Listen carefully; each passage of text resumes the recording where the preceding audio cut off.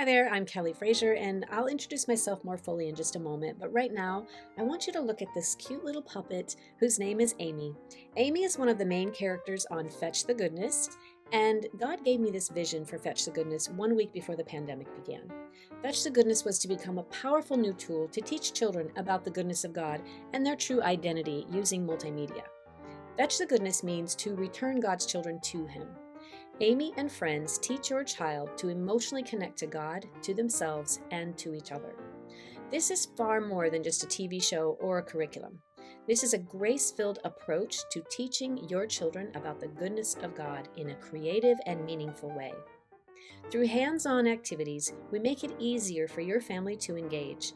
Inside Adventure Cove, your child will interact and have impactful lessons that are spirit-led so that they can grow while discovering the joy of learning. And you'll find the support, peace, and encouragement that you need to walk confidently in your calling as a Christ-centered homeschool parent.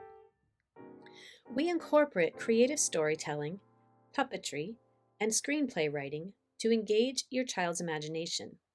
For parents, we have the grace-filled Harbor of Harmony, where you get to stay encouraged and supported by our team and by other parents.